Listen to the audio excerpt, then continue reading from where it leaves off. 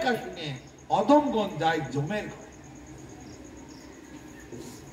তারা এইভাবেতে ঘোর নরকে পতিত হয়। সেই জন্য বলছে যে জন কৃষ্ণ ভজে সে বড় চতুর। অত্যন্ত সুচতুর লোক হলে, অত্যন্ত সুচতুর লোক ভিন্ন কৃষ্ণ ভজন করতে পারবে না। ওই বুজরু কি জানে যেই তব সাধুর জন্য সেই। একটু অলৌকিক কিছু দেখিয়ে দিল, হা হা কি বিশাল। ওইতে এখন আবার ঢল নেমেছে কি বাগেশ্বর বাবা, বাগেশ্বর বাগেশ্বর বাপ, হাজার হাজার লক্ষ লক্ষ লোক চলছে সেখানে। কিন্তু সে নিত্যানন্দকে চেনে না, মহাপ্রভুকে চেনে, হরিনামও করে। তাহলে শাস্ত্রের কি জানলো সে? ওরকম সিদ্ধি বহু আমাদের বৈষ্ণবগণ এই সিদ্ধকে তারা লাথি মেরে ফেলে। কিছু একটা অলৌকিক দেখিয়ে দেবো, আহা লোক একেবারে মোহিত হয়ে যায়। ওই রকম সিদ্ধি এরা, ওই রকম সাময়িক লাভ এরা চায় না, স্থায়ী সুখ চায়। যারা চলে যাচ্ছেন সেবা নিয়ে যাবেন, আপনাদের জন্য রান্না বান্না হয়েছে, কথা শেষ হয়ে গেছে, আর 5 মিনিট আপনারা বসুন, আর 2-3 মিনিটের মধ্যে শেষ হয়ে যাবে। তাহলে যুধিষ্ঠিরের কথা শোনা হলো, ভীমের কথা শোনা হলো, অর্জুনের কথা শোনা হলো, নকুলের কথা শোনা হলো। এবার সহদেব, তুমি ছোট ভাইয়া তুমি কি দেখেছ? সহদেব বলল আমি একটা অত্যাচার্য বিষয় দেখলাম, এইরকম আশ্চর্য আর কখনো দেখিনি। কি হচ্ছে? পাহাড়ের চূড়া থেকে একেবারে 10 তলা 20 তলা বিল্ডিং এর মতো উঁচু একটা পাহাড়ের খন্ড হুড়মুড় করে ভেঙে পড়ছে। তা সে ভাঙতে ভাঙতে গড়াতে গড়াতে আসছে, আর হাজার হাজার গাছ হুড়মুড় করে ভাঙছে, ধুমধাম করে বড় বড় গাছ সব ভেঙে ভেঙে পড়ে যাচ্ছে। সেই পাহাড়ের উপর থেকে গড়িয়ে গড়িয়ে পড়ছে পাথরটা, আর সমতলেতে ত্রাহি ত্রাহি রব চলছে, ওরে ভাগো ভাগো ভাগো, বিরাট পাহাড় ভেঙে পড়েছে, হাজার হাজার লোক সব মরে যাবে, ঘর বাড়ি ছেড়ে সব পালাও পালাও পালাও।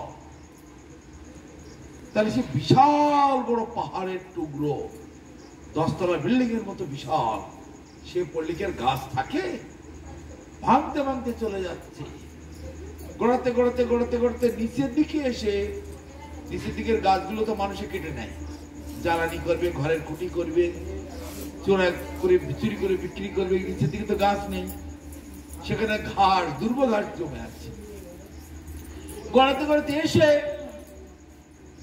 গাছ, বড় বড় গাছ ভাঙতে ভাঙতে আসলো, শেষকালে এসে দুর্ব ঘাসের মাথায় গিয়ে বেঁধে গেল, আর নড়তে পারছে না।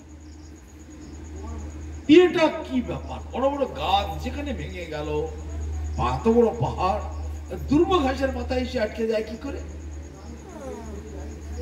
এটা কি করে বিশ্বাস করা যায়? এ কি অলৌকিক কাণ্ড!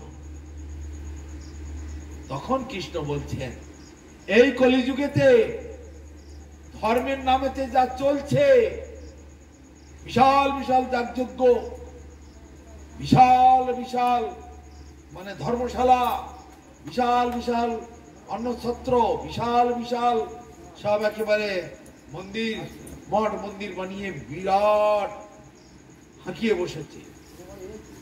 ওই বড় বড় বিড়লা মন্দির, তারপর ওই বড় বড় এ মন্দির সে মন্দির, ও মন্দির, দেশে ঘুরলে তার শেষ নাই। কে কত ভালো মন্দির করতে পারে, কে কত বড় মন্দির করতে পারে, কেউ তাকে বাঁচাতে পারবে না। বাঁচাতে পারবে একমাত্র হরিনাম। ওই দুর্ব ঘাসটা হচ্ছে হরিনামের স্বরূপ। এই দুর্ব ঘাসের মাথায় এসে আটকে গেল সেই বিশাল পাহাড়, কিন্তু বড় বড় গাছ তাকে আটকাতে পারল না। তাহলে এই জগতে ধর্মের নামেতে যা চলছে, বিশাল বিশাল প্রতিষ্ঠান, বিশাল আঙ্কর ভাট মন্দির, স্বর্ণ মন্দির, বাপরে হীরার মন্দির, সোনার মন্দির, রূপোর মন্দির, কত সব বিশাল বিশাল, ওই সবেতে কোনো উদ্ধার হবে না। একমাত্র হরের নাম, হরের নাম, হরের নামই কেবলম। নাস্তেব নাস্তেব নাস্তেব গতির অন্যথা। এই কলিযুগে আর কোনো গতি নাই, আর কোনো গতি নাই, আর কোনো গতি নাই। ওই হরিনাম একমাত্র বাঁচাবে। দেখতে খুব ছোট্ট জিনিস, হাতে কাজ করো, মুখে হরিনাম করো। সারাদিন কাজকর্ম সেরে সন্ধ্যেবেলা এসে অন্তত একটু সাথে পাচে মিলি নিজ দ্বারেতে বসিয়া সংকীর্তন করো, সবে হাতে তালি দিয়ে। টাকা পয়সা খরচা নেই, কোন রকমের পরিশ্রম নেই, বসে বসে হাত তালি দিয়ে হরিনাম করো। বসে বসে টিভি দেখবে তাতে সুখ পায়, কিন্তু বসে বসে হাত তালি দিয়ে হরিনাম করতে তাতে সুখ পায় না। খুব ঝামেলা, কষ্ট। ও কালকে তো করেছি, ও পরে করলে হবে। ও এখনো তো আমি এক্ষুনি মরে যাচ্ছি না, তো পরে করবো। তাহলে হরিনামেতে বিশ্বাস নেই, ছোট্ট জিনিস, কিন্তু ওই হরিনাম একমাত্র বাঁচাবে। দুর্ভোগ আসে যেমন বিশাল আকার পাহাড় খণ্ডটাকে আটকে ফেললো, তদ্রূপ এই হরিনাম এই জীবকে উদ্ধার করবে। সেই হরিনামেতে যার বিশ্বাস নাই, যাদের রুচি নাই, যাদের শ্রদ্ধা নাই, তাদের ইহকালও নেই আর পরকালও নেই। এরপরে মারা গেলে, দেহ ত্যাগ করলে আবার কোথায় গিয়ে জন্ম হবে তার কোনো ঠিক নাই। মনুষ্য কুলে জায়গা হবে কিনা ঠিক নেই। হাত থাকতে হরিনাম করলো না, ঠাকুরের সেবা করলো না। চোখ থাকতে ঠাকুরের বিগ্রহকে দর্শন করলো না। মুখ থাকতে মহাপ্রসাদ গ্রহণ করলো না। জিহ্বা থাকতে হরিনাম করলো না। সব সুবিধা থাকা সত্ত্বেও ভক্তাঙ্গ অনুশীলন করলো না, বৈষ্ণবীয় অনুশীলন করলো না। এর পরবর্তীকালে ভগবান তখন কি দেবে? এমন দেহ দেব, তোমাকে আর হরিনাম করতে লাগবে না, তোমাকে আর হাত বিদ করে দেব। ছাগল, গরু, কুকুর, বিড়াল, বাঘ, ভাল্লুক, হাতি, ঘোড়া, যে যেমন করছে তেমনি পাবে। আরে মনি সংহিতা পরিষ্কার করে বলছে, মাংস মৎস্য। মাং মানে আমাকে, স মানে সে। আজকে আমি যাকে খাচ্ছি কালকে সে আবার আমাকেই খাবে। মৎস্য মানে আমার মতো সে। আজকে আমি যার মতো কালকে সে আবার আমার মতো। তার মানে কি হলো? আমি যে মাছটা খাচ্ছি ওই মাছটা পরের জন্য আবার মানুষ হবে, আর আমি মাছ হব। আমাকে কেটে কুটে কড়াইতে ভাজবে যেমন করে আমি জন্মে মারছি। সংস্কৃত কথা মাংস। মাং মানে আমাকে, স মানে সে। আজকে আমি যে ছাগলটা কেটে খাচ্ছি কালকে সেই ছাগলটা আবার মানুষ হবে, আমি হব ছাগল। যে মুরগিটাকে কেটে আমি খাচ্ছি কালকে সেই মুরগিটা মানুষ হবে, আমি হব আবার মুরগি। আজকে আমি যাকে কেটে খাচ্ছি কালকে সে আবার আমাকে খাবে। সকলের জন্য প্রসাদ আছে, প্রসাদ নিয়ে যাবে। মহাপ্রসাদ তৈরি হয়ে গেছে, প্রসাদ খাবে, নিয়ে যাবে। তাহলে অ্যাকশন রিঅ্যাকশন, বাপ কখনো বাপকেও ছাড়বে না, এটা মনে রাখবে। তুমি যদি রাস্তায় কাউকে শালা বলে গালাগালি দাও, সে তোমাকে দাদা, ভাই, বোন, দিদি বলে কখনো সম্মান করবে না। কাউকে যদি ঢিল মারো সেও তোমাকে পাটকেল মারতে ছাড়বে না, তাই না? যে যেমন করছে তার অ্যাকশন পেতেই হবে। অতএব আমাদের এর মাঝখান থেকে উদ্ধার হতে গেলে, বেরোতে গেলে আমাদেরকে হরিনাম করতে হবে, সাধু সঙ্গ করতে হবে। সাধু সঙ্গে কৃষ্ণ নাম এই মাত্র চাই। সংসার তারিতে আর কোনো বস্তু নাই। এই সংসার থেকে উদ্ধার হতে গেলে, প্রকৃত সুখ শান্তি পেতে গেলে জীবে দয়া, নামে রুচি, বৈষ্ণব সেবন। জীবকে দয়া করতে, আমার যেমন বাঁচার অধিকার আছে, আমার যেমন গায়ে ব্যথা লাগে, আমার যেমন গায়ে ব্যথা লাগে, অন্য কাউকে কাটলে তারও ব্যথা লাগে। কিন্তু আমরা নিজেদের ইন্দ্রিয় তর্পণের জন্য অন্যকে কষ্ট দিতে, আঘাত দিতে আমরা বিন্দু মাত্র মানে আমাদের হাত কাঁপে না। নিজ অঙ্গে ফুটলে কাঁটা পরাণ জ্বলে যায়, আনের দেহে অস্ত্র চালাও লজ্জা নাহি হয়।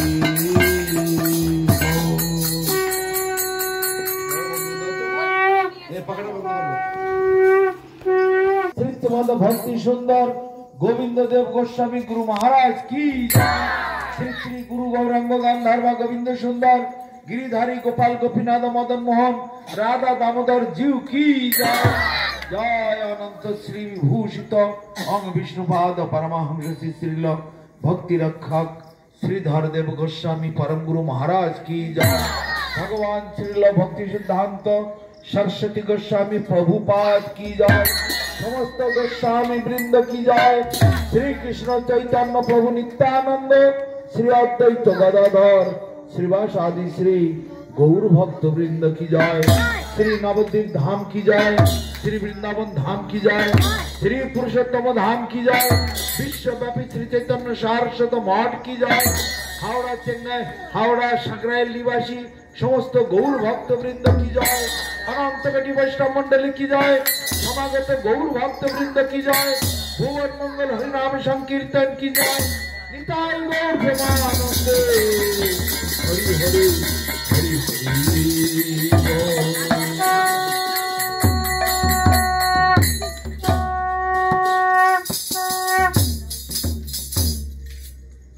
আপনাদের সময় দেরি হয়ে যাচ্ছে না যার জন্য